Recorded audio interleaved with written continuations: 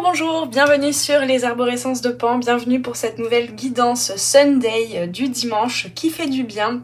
Alors, on va aller voir, aujourd'hui j'ai choisi une thématique qui peut te parler. Alors je rappelle, ces guidances restent générales, donc il est possible que cette guidance précisément par rapport à cette thématique ne te parle pas, ne résonne pas pour toi, et dans ces cas-là, ne t'oblige pas à regarder jusqu'à la fin, ou bien prends juste les messages qui peuvent t'aider aujourd'hui à vivre les choses au mieux, et puis laisse le reste de côté. Je t'invite aussi, si tu le souhaites, à aller... Il y a encore un décalage avec la caméra, je suis navrée, il faut que je règle ça. Je t'invite aussi, si cette guidance ne te parle pas, à aller voir dans la playlist des guidances intemporelles, s'il n'y a pas peut-être une guidance qui te parlerait mieux.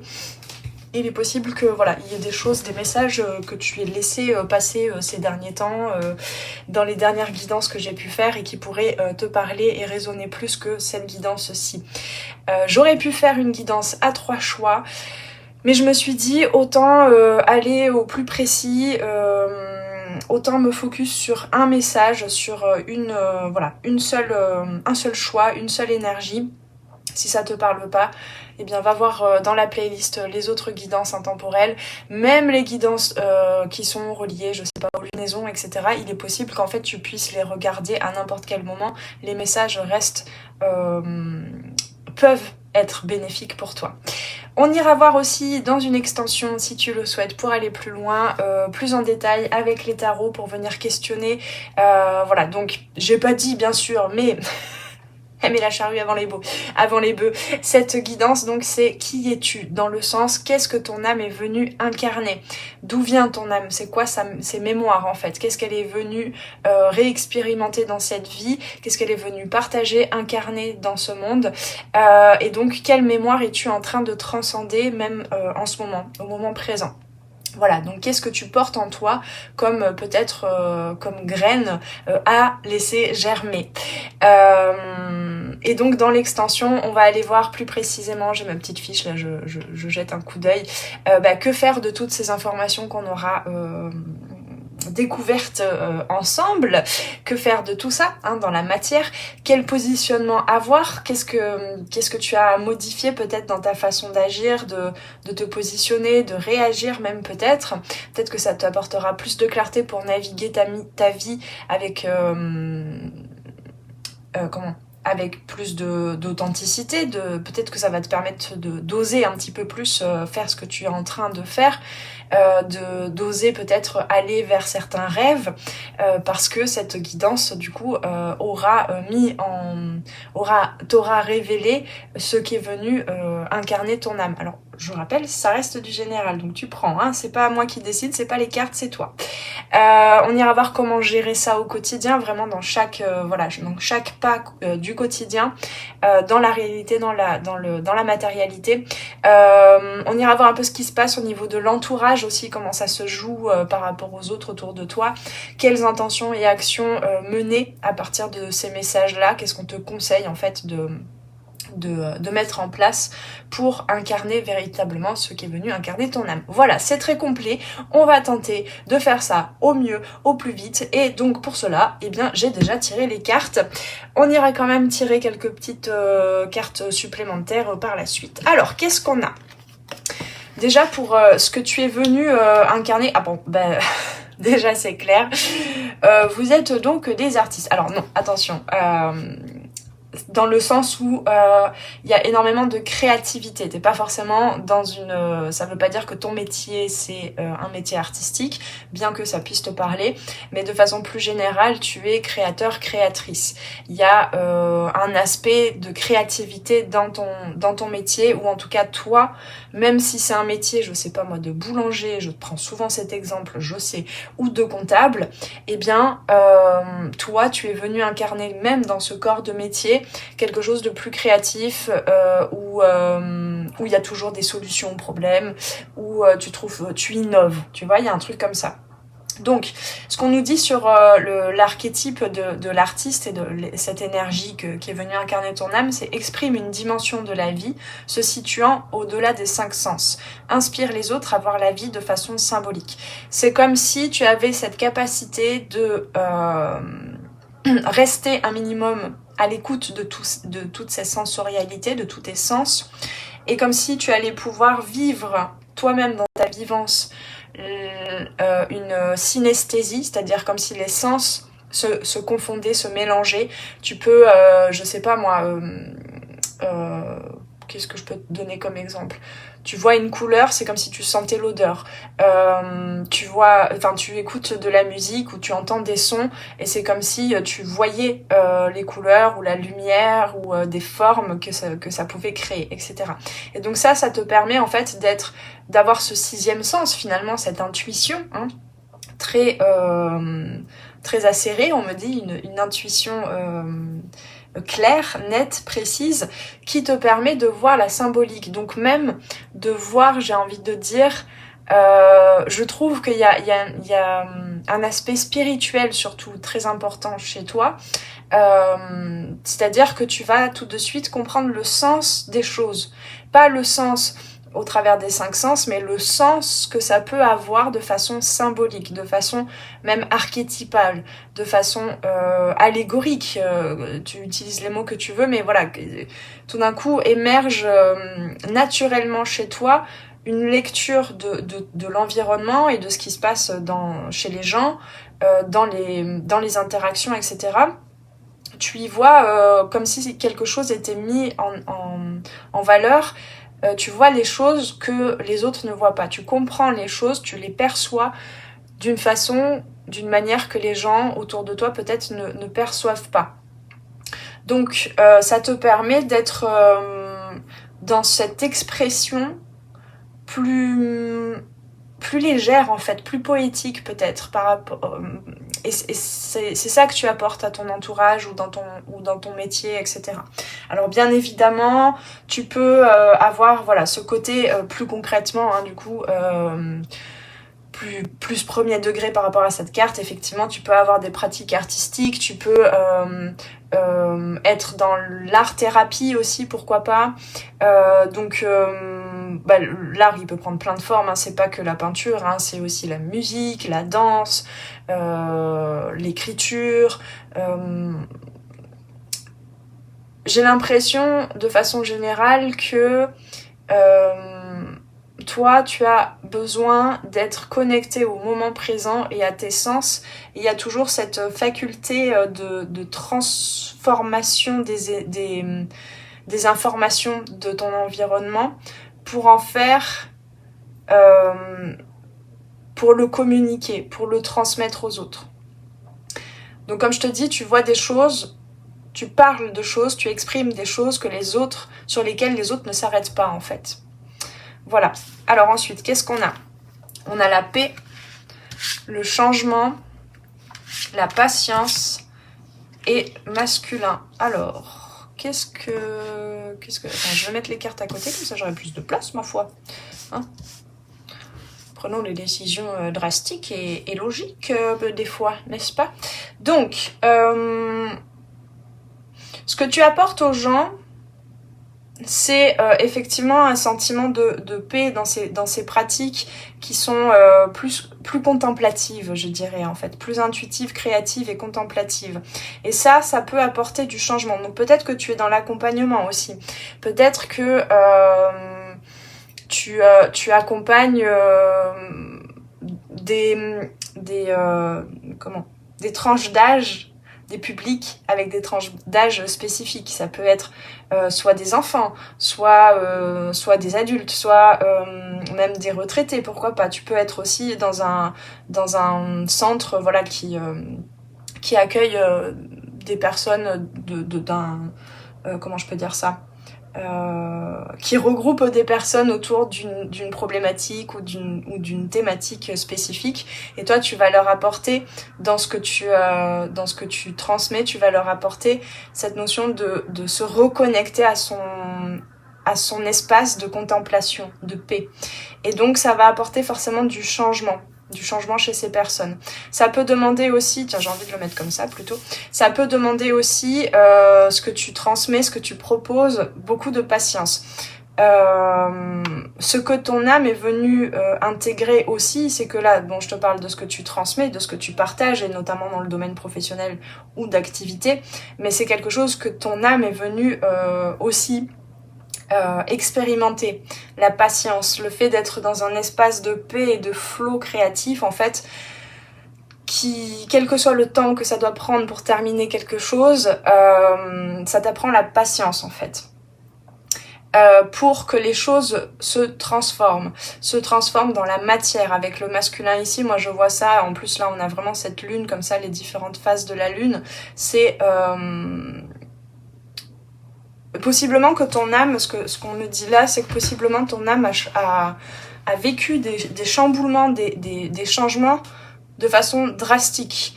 Ça a pu être, bon si tu y crois, hein, t'es pas obligé, mais ça a pu être dans d'autres époques de l'humanité, des périodes où tout d'un coup on était donc dans un espace de paix, on était en état de paix, et puis tout d'un coup il y a une guerre, et donc il y a plein de changements, on doit bouger, on doit changer de lieu, il y a pu y avoir effectivement des mouvements migratoires comme ça, on perd des proches, tout le système change, enfin l'économie change, toutes nos priorités changent aussi évidemment.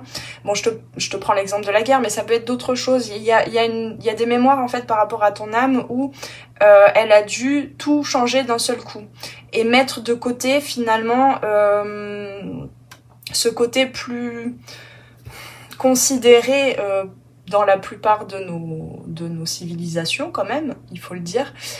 Tout ce qui est l'art, c'est pas considéré comme, qu'est-ce qu'il disait l'autre, absolument nécessaire. C'était pas ça le terme, mais alors que pour moi, qui suis artiste, si moi ça me paraît, c'est un des besoins primaires en fait, premier, hein, mais bon. Bref, ton âme, elle a pas pu en fait s'exprimer dans toute sa splendeur dans d'autres vies. Et donc ici, elle est venue en fait, comme elle a pas pu s'exprimer auparavant, et elle a dû mettre tout un tas de besoins de côté, de besoins d'expansion, d'épanouissement personnel, etc. pour vraiment survivre en fait, il faut le dire. Et ben ici, tu apprends en fait dans la paix et dans la lenteur et dans la patience, tu apprends justement la patience et à intégrer les changements petit à petit et les créer toi-même par le biais de ta polarité masculine. C'est assez intéressant. Je suis assez étonnée de... Ouais, bah regarde, on a l'homme, protection et saut. Ok, alors... Pour moi, il y a aussi, au-delà de cette polarité masculine en toi, que tu sois un homme ou une femme, donc ce côté yang, c'est-à-dire le fait de concrétiser, de matérialiser, de manifester les choses dans la matière, de cadrer, de délimiter, de stratégifier, d'organiser, hein, parce que même quand on est artiste, c'est pas tout woulou, il y a quand même un process, il y a certaines techniques, tu as une certaine vision qui est impalpable et que tu vas mettre dans la matière. Mais au-delà de tout ça, pour moi, il y a quand même un lien avec une personne. Donc bon, évidemment, tu peux le prendre, ça peut être une femme aussi, hein, évidemment. Ne restons pas dans une lecture trop calée et au pied de la lettre par rapport à ce que disent ces cartes. Mais pour moi, il y a quand même là, si ça se répète, il y a quand même une personne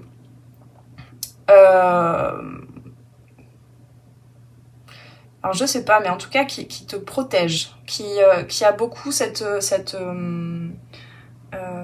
posture de protection. Parce qu'entre la protection et le saut, là franchement...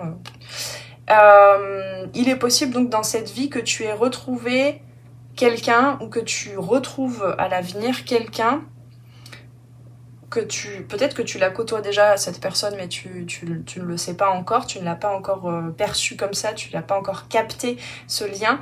Mais pour moi, c'est quelqu'un de protecteur. C'est quelqu'un qui, par le passé, je sens, a peut-être pu être soit, je sais pas, un mécène, par exemple. Et ça peut être encore le cas aujourd'hui. Ou quelqu'un qui est vraiment... qui aime ce que tu fais, qui te soutient, ne serait-ce que par de l'écoute, du dialogue.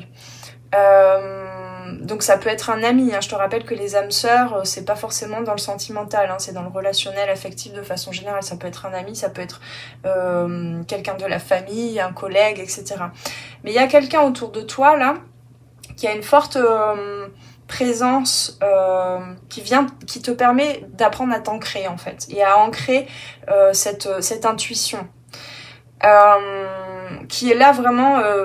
toi, en tout cas, tu le ressens comme quelque chose, comme une présence protectrice.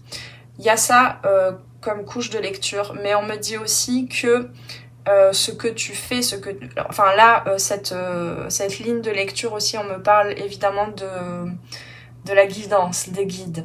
De ce que tu fais, tu peux l'assumer beaucoup plus comme étant quelque chose de protégé, comment je peux dire ça? Tu vois, tout à l'heure, je voyais, je voyais comment est-ce que tu percevais le monde. Comme si, par exemple, je te donnais un exemple de quand tu écoutes de la musique, tu vois des formes géométriques. Pour moi, ce que tu crées, quel que soit ton métier, hein, bien sûr, mais ce que tu crées, ce que tu incarnes, c'est, tu participes en fait à comment je sais pas comment poser des mots là-dessus parce que c'est très subtil. Tu participes à transmettre des codes énergétiques, des codes qu'on pourrait, si moi-même j'étais géomètre et très forte en algèbre, qu'on pourrait traduire en géométrie sacrée. Et ces codes-là, c'est vraiment ça vient de cet espace de paix, de connexion à ton âme, au-delà du temps et de l'espace. Ces codes, c'est ce qu'on appelle des codes de lumière en fait. Et donc sache que tu es guidé là-dedans. Sache que tu es guidé autant au travers de personnes comme cette personne dont je te parlais, que tu côtoies, mais que tu es guidé aussi dans l'invisible en fait. Et que donc ce que tu transmets, ce sont ces codes, pour le résumer comme ça. Ensuite, qu'est-ce qu'on a? Karma, libération et calme. Ouais, c'est vraiment ça, hein, ce que tu partages, ce qui émane de toi aussi. Alors ça peut être, oui, troisième ligne de lecture, je l'ai pas dit, mais ça peut être toi aussi. Ce côté, je t'apporte de l'ancrage. Ça, c'est vraiment quelque chose, on peut souvent te dire que tu es une personne calme, une personne apaisante. Les gens viennent te côtoyer parce qu'elles se sentent apaisées. Et donc, c'est parce que tu traverses déjà pour toi, tu transcendes déjà, je pense, hein, encore une fois, je crois qu'il y a eu des moments de changement soudain qui n'ont pas été créés par toi, mais par un peu l'environnement historique et voilà, l'environnement, le contexte dans lequel tu as vécu dans d'autres vies. Et ça, en fait, ça a laissé des traces, on va dire. Et donc, toi, ce que tu es venu incarner ici, c'est tous les moyens possibles, en fait, pour te connecter à cet espace de sérénité, de calme, de paix. Donc, donc là, en fait, tu es venu libérer un certain karma par rapport à ça, tout simplement. Voilà. Et t'es venu aussi, tu vois, ici on a quand même beaucoup cette notion d'intuition avec la boule là, de cristal. Je vois qu'il y a beaucoup de grâce aussi. C'est par la grâce, c'est par la beauté que tu viens insuffler du calme et de la paix. Déjà pour toi, parce que toi ça te fait du bien de traverser tout ce process de créativité. Et ça fait du bien aux autres. encore une fois, là je suis pas en train de dire que cette guidance ne parle que aux artistes, d'accord? C'est à toi de prendre ce que je dis et de le... comment je peux dire ça? Ah, je trouve pas mes mots. Et de l'appliquer à ce que tu vis toi.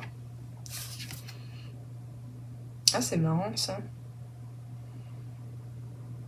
Ouais, c'est drôle ça, parce qu'en fait, ici, je viens de voir, on a, dans l'ombre là, on voit pas très bien, on a 2 enfants avec une lumière en fait, qui éclaire la tête d'un des enfants. Et ce sont 2 enfants qui marchent et qui se tiennent la main. Moi, je pense que pour certains, vous avez vraiment contact avec des enfants. Ça, c'est fort probable. Vous avez contact avec des enfants ou alors des personnes qui ont besoin de guérir leur enfant intérieur et qui se sont un petit peu éloignées de leur lumière, en fait. Et c'est ça que tu es en train de leur apporter, mais pas du tout dans un dialogue sur des thématiques spirituelles ou quoi. C'est vraiment plus par la simplicité de la créativité que tu leur apportes ça.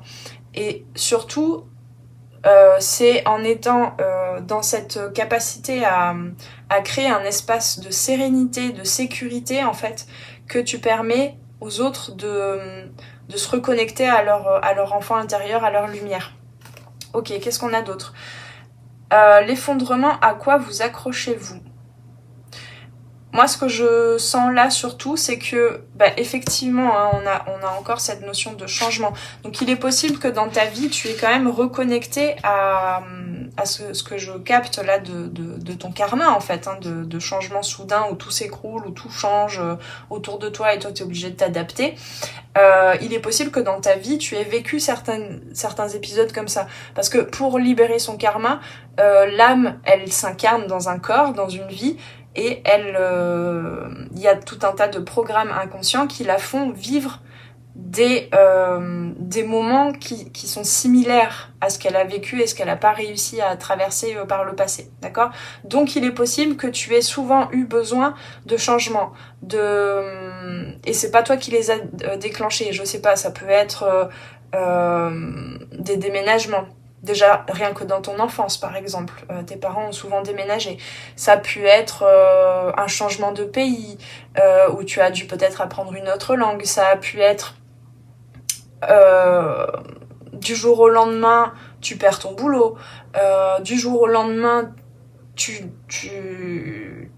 peut-être que vous avez aussi, pour certains et certaines, traversé des burn-out ou des moments de réidentification totale, avec une perte de sens momentanée, justement de sens, hein, mais même peut-être, oui, voilà, on me parle aussi de cette période plus récente du Covid, par exemple, où tu as pu, effectivement, perdre complètement l'odorat, perdre certains sens.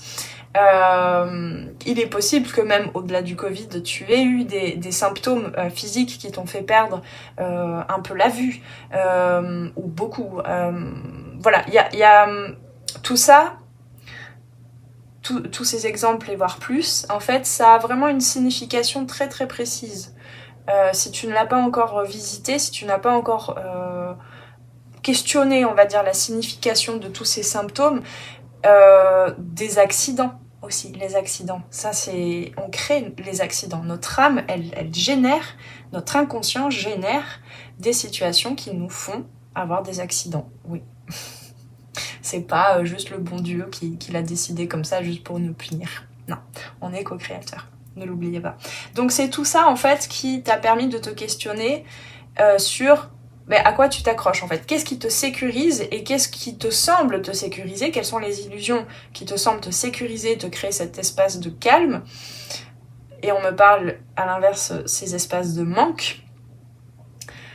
Quels sont les espaces de manque, les croyances qu'il te manque quelque chose et qui te font t'accrocher à quelque chose, que ce soit une relation, un boulot, un lieu de vie, etc. C'est des questions que tu as eu souvent besoin de traverser, de te rappeler à quoi est-ce que tu t'accroches, c'est quoi le plus important, c'est quoi les bases en fait. Et donc ça, c'est possiblement aussi ce que tu transmets aux autres.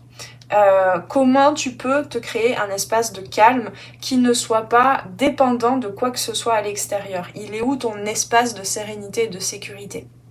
Voilà. Ensuite, on a le chemin. On me dit de regarder les deux autres avec la guérison et la purification. Donc, on te dit bien que... Alors, peut-être que tu as un chemin de vie... ça existe, ça, le chemin de vie 12 en numérologie? Non, je crois pas. Bah non, ça doit s'arrêter à... Je pense que ça s'arrête à 9. Alors, peut-être un chemin de vie 3, ou 1, ou 2. Bref, ça, c'est toi qui vois. Moi, j'aime pas trop dire ce genre de choses, parce que du coup, ça réduit un peu... les possibles pour les autres en fait qui n'auraient pas de chemin de vie 1, 2 ou 3. Mais bon, peut-être que ça peut te parler. En tout cas, ce qu'on te dit, c'est que actuellement, tu es sur le bon chemin. Peut-être que tu as eu besoin, effectivement, après ces effondrements, de retrouver un peu ton chemin. Hein. En tout cas, là, ce qu'on me dit, c'est que tu es sur le chemin de guérison, certes, de toi, mais donc forcément, ce sera le cas pour les autres aussi. Tu vas partager tout ce que tu as transmuté. Tiens, on a le chiffre 33, le maître nombre 33. On a retrouvailles avec votre véritable nature. Et on a c'est ça. Purification par le feu ou par la foudre, n'est-ce pas? Strict nécessaire, vérité, intégrité. En fait, ce chemin de vie que tu traverses, avec ces moments d'effondrement de la tour en fait. Hein. Pour moi là c'est vraiment l'arcane majeur de la tour dans le tarot où l'esprit descend, c'est-à-dire l'âme descend dans le corps jusque dans l'incarnation et vient un petit peu tout ébrouer. C'est un peu le séisme, c'est la foudre, c'est le coup de foudre. Il y a pu y avoir aussi des rencontres coup de foudre hein, dans ta vie, pourquoi pas. Des coups de foudre aussi pour des activités, pour tout d'un coup toute une nouvelle voie qui s'ouvre à toi.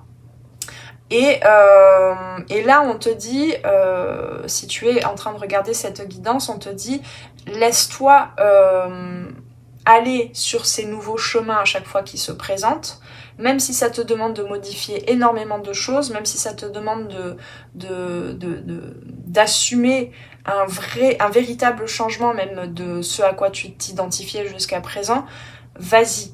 Vas-y tant que tu sens que ça appelle ton cœur, tant que tu sens que ça t'apporte de la paix, de la guérison.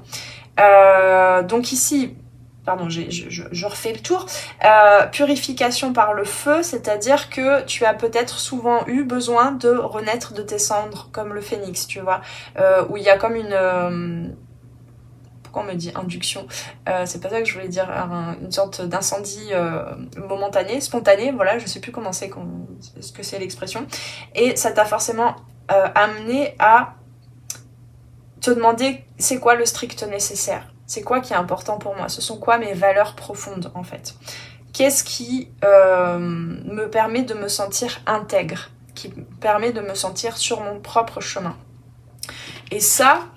c'est vraiment là que la guérison de ton âme et de la libération de ton karma, enfin du karma en tout cas que tu es venu libérer dans cette vie, c'est là que ça se fait en fait. C'est vraiment, j'accepte le changement et ça me fait pas...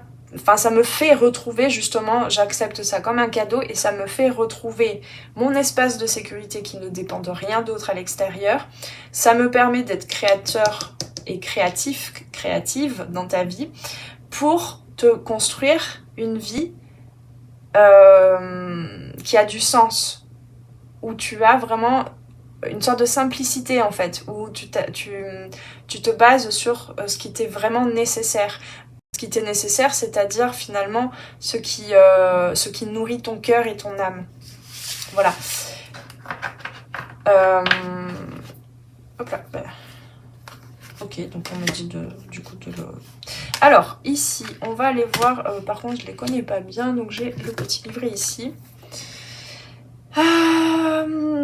Avec les cartes... comment ça s'appelle? Les cartes divinatoires d'Algariel. Donc on a le 11, le 27 et le 24. Donc c'est vraiment, là, c'est un jeu, un oracle qui parle réellement des vies antérieures, en fait. Alors, on a l'escalier. Tu vois comme elles sont belles, ces cartes. L'escalier. Donc, l'escalier nous parle de nouvel horizon, d'élévation spirituelle, sociale et professionnelle. Donc ça annonce une réussite des plus importantes qui marque un tournant dans ton existence. Donc c'est exactement ça, c'est que à partir du moment où tu connectes à cette âme,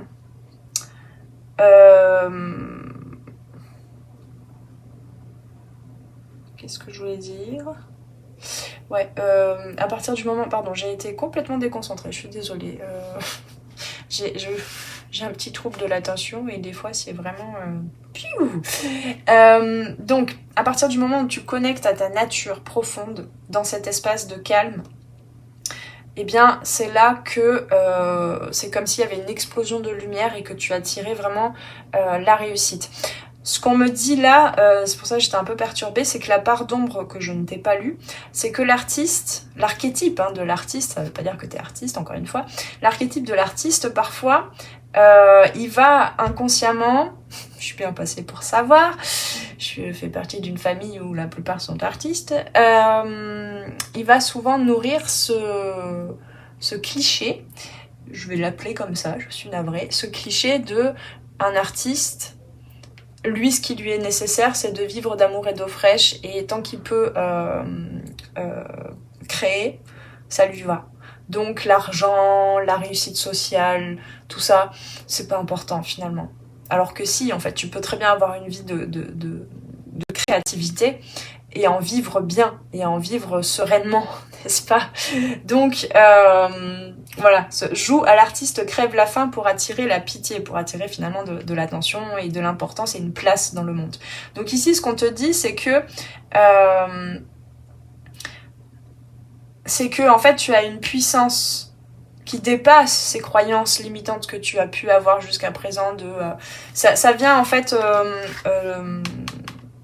oui, j'ai du mal à m'expliquer, mais oui, tu connectes à, de par ces changements et ces chamboulements, à finalement tout ce à quoi je m'accrochais là, qui est bien d'être changé malgré moi, c'est pas vraiment nécessaire, mais en même temps, tu peux aussi avoir besoin et avoir envie d'occuper une place plus puissante, on va dire, plus reconnue dans la société, et donc peut-être plus rémunérée, ou avoir un certain confort. Oui, c'est possible, d'accord ? C'est vraiment ça que tu es venu fusionner en toi, en fait. Tu vois ? Le côté créatif ne veut pas dire que du coup tu n'as pas la possibilité d'avoir un statut social et financier stable, justement, sécure. Ensuite, le 27, la carte 27, on a l'urne, héritage, justement, rentrée d'argent, bien matériel, acquisition. Et oui, voilà, c'est la suite logique. Donc ça nous parle bien de... alors, héritage, pourquoi pas, mais ça peut être vraiment... là, tu es en train d'apprendre aussi dans cette vie à accueillir quelque chose de financier, de matériel. Une rémunération par rapport à ce que tu fais. Donc forcément, envisager de recevoir beaucoup d'argent, parce que là, moi je pense qu'on parle de quand même une somme dont t'as pas l'habitude, d'accord ? Ça veut pas dire que tu vas gagner au loto, mais ce que je veux dire, c'est que là, c'est une annonce, on t'invite à remodifier un petit peu tout ton état d'esprit, tes croyances, qui inconsciemment ne te permettent pas d'accueillir sereinement cette somme d'argent, parce qu'on peut avoir très peur, beaucoup plus peur qu'on ne le croit, à recevoir beaucoup d'argent et à être dans le confort matériel que de rester dans un inconfort matériel. Voilà, et donc souvent on peut nourrir ah non mais tu sais, moi je me contente de peu, etc. Ben oui, mais en fait tu peux ne pas perdre ta nature profonde et ta connexion à ton âme et à ton espace de paix. Tu peux ne pas le perdre tout en ayant un mode de vie confortable en fait.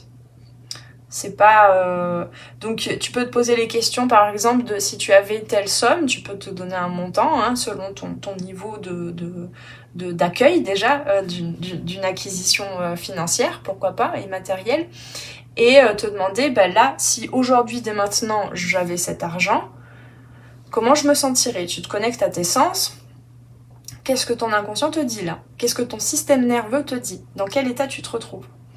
Et tu verras, ce sera très révélateur. Et ensuite, on a quoi le 24 ? La lettre. Écriture automatique. Ouais, bah oui, justement, ouais, c'est un conseil. Tu peux peut-être utiliser l'écriture automatique, intuitive. On a aussi des messages, des lettres, des échanges, des invitations, des papiers, des contrats. Donc, il est possible que tu reçoives des nouvelles, du courrier.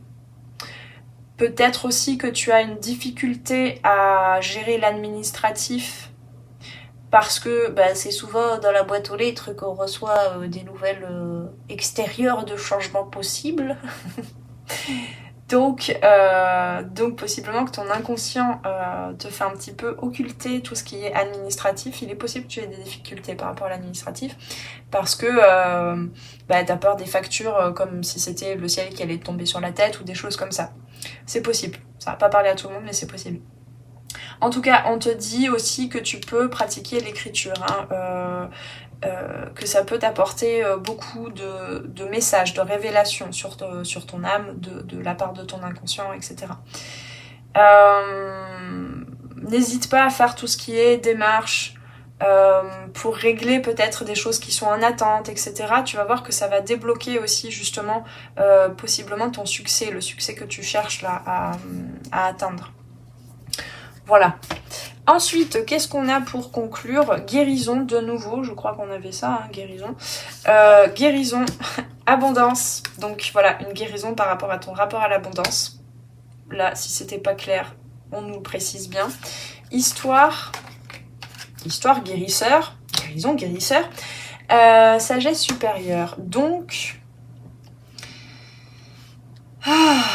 de façon plus générale, on me dit de façon plus universelle, ce que tu vis toi dans ta vie là actuellement, ce qui est venu incarner ton âme, c'est effectivement une guérison par rapport à un karma, par rapport à une histoire, mais surtout par rapport à certaines époques en fait où ton âme a dû vivre la pauvreté, a dû tout d'un coup tout changer, être démunie de tout un tas de choses. Alors la pauvreté, ça veut pas forcément dire, je te parlais du financier, mais c'est pas forcément que financière, c'est aussi la pauvreté d'échange, de dialogue avec ses proches, avec ses amis, etc. Ça peut être tout un tas de choses. La pauvreté tout d'un coup où tu n'as pas eu l'environnement pour justement... t'exprimer pleinement. Tu as peut-être, ton âme a peut-être vécu dans